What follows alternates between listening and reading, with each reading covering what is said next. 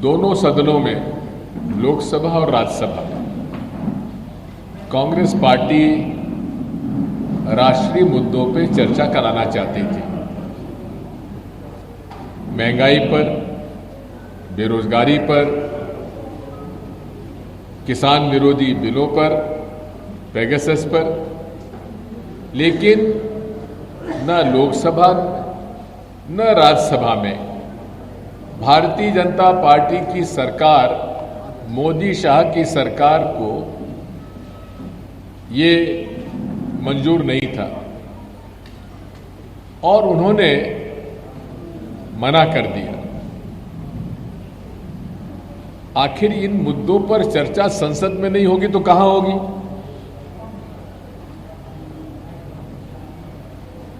एक तरफ यूपीए सरकार में और उसके पहले कांग्रेस पार्टी की सरकारों में जब इस प्रकार के जनता से जुड़े हुए मुद्दों पर चर्चा के लिए मांग की गई, चर्चाएं हुई, बहस हुई, उन्होंने, विपक्ष ने अपना पक्ष रखा, सरकार ने अपना पक्ष रखा और जनता के सामने ये बात गई। लेकिन मोदी शाह की जोड़ी जो है, पूरे तरीके से सत्ता का केंद्रीकरण उन्होंने कर रखा है। बिना उनकी मर्जी के कोई चर्चा ना लोकसभा में ना राज्यसभा में हो सकती। इसीलिए एआईसीसी ने यह तय किया है कि वे अलग अलग प्रांतों में अलग अलग लोगों को भेजेंगे। आज की जो समस्याएं हैं, महंगाई की, बेरोजगारी की, और किस प्रकार राष्ट्रीय संपत्ति को, राष्ट्रीय संपदा को, और जो कांग्रेस पार्टी ने 1947 से लेकर 2014 तक जो राष्ट्र निर्माण में पीएसयू और पब्लिक सर्विस के जो प्रोजेक्ट्स बनाए, चाहे बांध हो, चाहे रेलवे लाइन हो, चाहे ट्रेन हो, चाहे पोर्ट्स हो, चाहे एयरपोर्ट्स हो, उन सब को बेचने के लिए उन्होंने नेशनल मॉनिटाइजिंग पाइपलाइन की घोषणा की।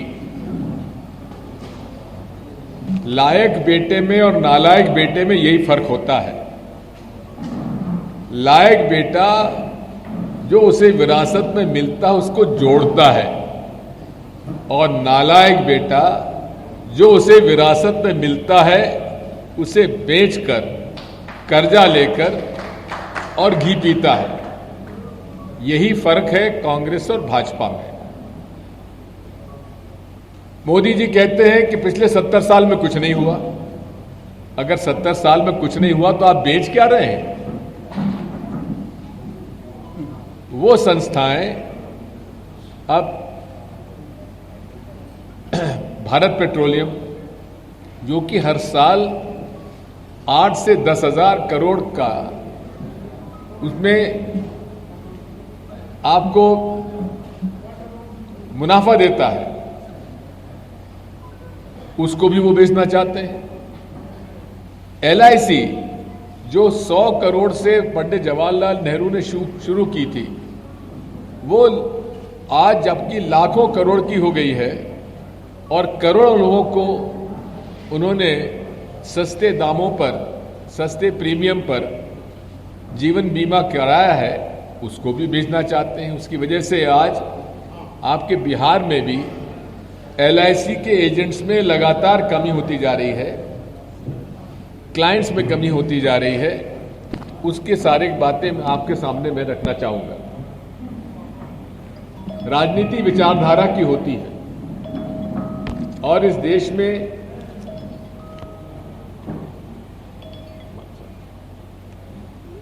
देश में एक तरफ महात्मा गांधी, पंडित जवाहरलाल नेहरू, सरदार वल्लभ भाई पटेल और राम मनोहर लोहिया भी उसमें शामिल मैं करूंगा, क्योंकि ये सब सोशलिस्ट विचारधारा के लीडर्स थे। जेपी बाबू भी, ये सब समाजवादी विचारधारा के लोग थे जो कि जिन्होंने की आज़ादी की लड़ाई लड़ी और आज़ादी की लड़ाई के बाद उन्होंने राष्ट्र निर्माण में सहयोग किया। दूसरी विचारधारा कम्युनिस्ट पार्टी की है, उनका एक अलग एजेंडा है।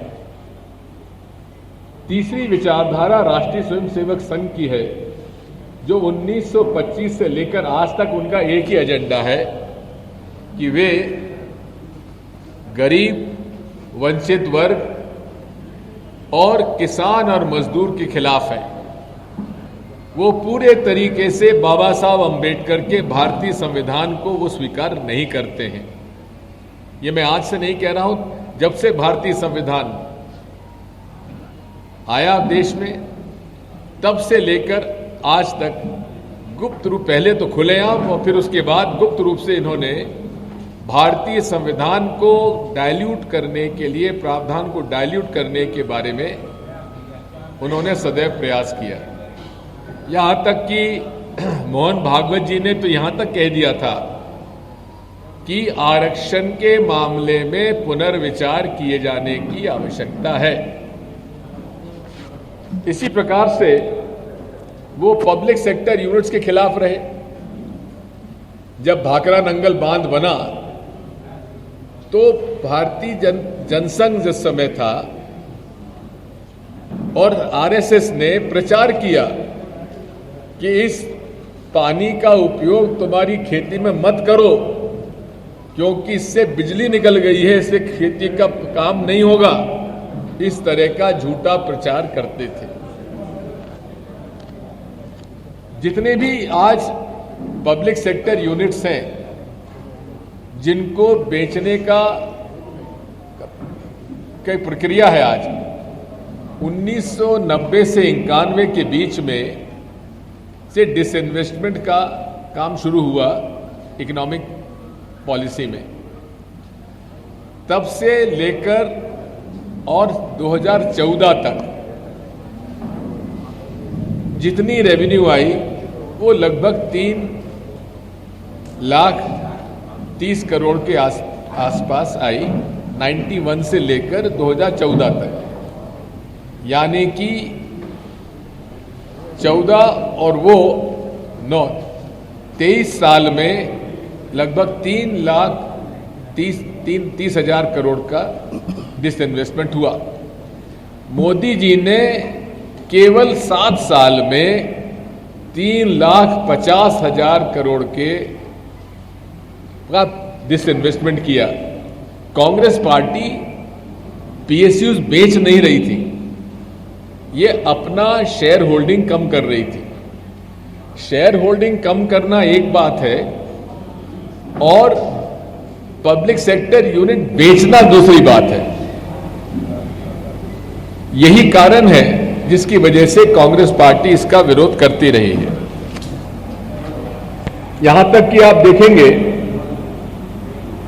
कि जो किसानों के खिलाफ कानून लाए गए उसका केवल एकमात्र उद्देश्य है कि इस देश में लगभग 20 लाख करोड़ का एनुअल एग्रीकल्चर कमोडिटी का व्यवसाय है और उसमें चूंकि मंडियों के अंदर रजिस्ट्रेशन करना पड़ता है सब व्यापारी को, उसकी हैसियत देखी जाती है, चेक किया जाता है कि उसमें इतना माल खरीदने की क्षमता है कि नहीं।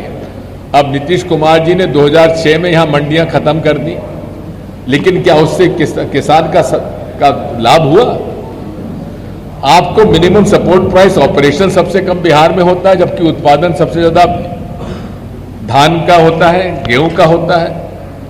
लेकिन पूरे तरीके से नीतीश कुमार जी ने राम मनोहर लोहिया और जयप्रकाश नारायण जी का जो मूल आधार था समाजवादी संरचना का, समाजवादी विचारधारा का, भारतीय जनता पार्टी से मिलकर वो सब छोड़ चुके। और आज मैं देख रहा था कि जेपी विश्वविद्यालय के अंदर उन्होंने जो जेपी पर एक सब्जेक्ट हुआ करता था वो भी समाप्त कर दिया। किस कदर नीतीश कुमार जी आरएसएस और भाजपा के चंगुल में फंस गए हैं ये अपने आप में इससे साबित होता है। दूसरा बड़ा निर्णय इन्होंने लिया, मोदी जी ने शांता कुमार कमेटी बनाई। कांग्रेस पार्टी ने अपने कार्यकाल में सत्ता का विकेंद्रीकरण करने की शुरुआत पंडित जवाहरलाल नेहरू से, राजीव गांधी से लेकर नरसिम्हा राव जी ने की और पंचायत और नगर पालिकाओं में 73वें और 74वें संविधान संशोधन के बाद उनको अधिकार दिए, जिसका पालन नहीं हुआ। और 2004 से और 2014 तक कांग्रेस पार्टी ने जहां right to food, right to education, right to information, इन सब से राइट्स दिए, किसके लिए दिए? जनता के लिए। पहले केवल चुने लोग अपने प्रश्न किया कर सकते थे विधानसभा में, संसद में, लेकिन राइट टू इंफॉर्मेशन के माध्यम से हर व्यक्ति को इस देश में प्रश्न पूछने का अधिकार दिया और उसके कारण कई भ्रष्टाचार के प्रकरण उजागर हुए। राइट टू फूड देने के से गरीबों को 1 रुपए से 3 रुपया किलो में सस्ता अनाज मिल रहा है, जिसकी वजह से भुखमरी दूर हुई। उसे समाप्त कैसे किया जाए, फूड कॉरपोरेशन को कैसे खत्म किया जाए, ये पूरा का पूरा पूरी योजना जो है, तीनों किसानों के विरोधी जो बिल आए हैं उसका ये मूल आधार है। और अगर एफसीआई को ही खत्म करते हैं तो इसका मतलब है जो अनाज का भंडारण इकट्ठा किया जाता है, प्रोक्योरमेंट होता है, वो खत्म होगा। और अब जो इन्होंने अभी असेट्स को बेचने का रखा है, उसमें एफसीआई के और सेंट्रल वेयरहाउसिंग कॉरपोरेशन के जो गोडाउन बने हुए हैं लाखों करोड़ के, वो हजारों करोड़ में ये लोग उनको देना चाहते हैं। इसी तरह से आप मजदूर विरोधी कानून भी इन्होंने बना दिया। इंटरनेशनल लेबर ऑर्गेनाइजेशन में गाइडलाइन है कि किसी भी मजदूर से 8 घंटे से ज्यादा आप उसको काम पर नहीं लगा सकते। इन्होंने 44 मजदूरों के कानून को खत्म करके 4 लेबर कोड बना दिया, जिसमें अधिकार दे दिया राज्यों को कि वे 8 घंटे के काम का जो लिमिट है उसको बढ़ा के 12 घंटे कर सकते हैं। ट्रेड यूनियन बनाने का अधिकार विवेक छोड़ दिया एसडीएम पर, यानी कि सत्ता में बैठा एसडीएम अधिकारी तय करेगा कि किसकी यूनियन बनना चाहिए, नहीं बनना चाहिए, जबकि मजदूरों का यह हक रहा है ट्रेड यूनियन बनाने का। पूरी तरीके से इन्होंने ये सत्ता का दुरुपयोग किया है। मैं आपसे कहना चाहता हूं कि राहुल गांधी जी ने बिल्कुल सही कहा था कि ये सूट बूट की सरकार है, और सूट बूट की सरकार इसलिए कहा था क्योंकि इनके जितनी भी नीतियां हैं, जितने कानून हैं, वे कॉरपोरेट सेक्टर को मदद करने के लिए हैं। आप देख रहे हैं कि 2014 से लेकर 2021 तक के बजट में कॉरपोरेट टैक्स नहीं बढ़ा। कॉरपोरेट टैक्स तो बढ़ा नहीं, उसमें कंसेशंस और दे दिए। आज यदि मैं कॉरपोरेट के बाहर हूं तो मुझसे इनकम टैक्स लिया जाएगा 30%, अगर मैं सीमा में आता हूं, लेकिन कॉरपोरेट टैक्स 25% है और एक्चुअल रियलाइजेशन उसका 22.5% होता है। यानी कि अरबपति खरबपति लोग कम टैक्स देंगे और साधारण आदमी ज्यादा टैक्स देगा। अब पेट्रोल डीजल का भी मैं आपको बताना चाहता हूं कि इन वर्षों में सेंट्रल एक्साइज ड्यूटी 2014 में पेट्रोल पर 9.48 रुपए हुआ करती थी, जो अब बढ़कर ₹32.98 हो गई है। यानी कि पेट्रोल पर लगभग 23 रुपए प्रति लीटर इन्होंने एक्साइज ड्यूटी बढ़ाई है, 9 रुपए से 32 रुपए। और डीजल की जो केवल 3.5 रुपए थी उसको बढ़ा के इन्होंने कर दिया 31.83 रुपए। यानी कि 23.50 बढ़ाए एक्साइज ड्यूटी बढ़ाए पेट्रोल में और 28.27 बढ़ाए डीजल में, जबकि कच्चे तेल का भाव कम होता चला गया। 2014 में कच्चे तेल का भाव $104 प्रति बैरल हुआ करता था, जो कि मांग घटने से $37 से $50 प्रति बैरल हो गया था। यह लाभ कंज्यूमर को जाना चाहिए था, लेकिन यह लाभ कंज्यूमर को नहीं गया। यह लाभ गया मोदी शाह की भारतीय जनता पार्टी सरकार को। और 6 सालों में पेट्रोल के 3.5 गुना और डीजल पर 10 गुना इन्होंने सेंट्रल एक्साइज ड्यूटी की वृद्धि की है। और साथ में बताना चाहता हूं कि इसमें पेट्रोल डीजल से इन्होंने लगभग 2 लाख करोड़ प्रति वर्ष सेंट्रल एक्साइज ड्यूटी पेट्रोल और डीजल से ली जाती है, जो कि आम आदमी, जो कि स्कूटर वाला, मोटरसाइकिल वाला, ट्रक वाला, कार वाला, छोटी गाड़ी वाला, ये उसकी जेब से पैसे निकालकर इन्होंने टैक्स लिया है। जबकि होना यह चाहिए था कि कच्चे तेल का भाव लिंक करना का निर्णय कांग्रेस पार्टी ने, सरकार ने लिया था कि जो रेट कच्चे तेल की होगी उसी आधार पर पेट्रोल और डीजल की रेट तय होगी और सेंट्रल एक्साइज ड्यूटी उसमें फिक्स थी। अब यही नहीं है, बिहार के मामले में कहना चाहता हूं कि बिहार के मामले में भी जो excise duty government of India की डिविजिबल पूल में जाती है, यानी कि कुछ हिस्सा सेंट्रल एक्साइज का, क्योंकि ये जीएसटी में नहीं आता है, तो इसलिए इसका डिविजिबल पूल में जो है ये जाता था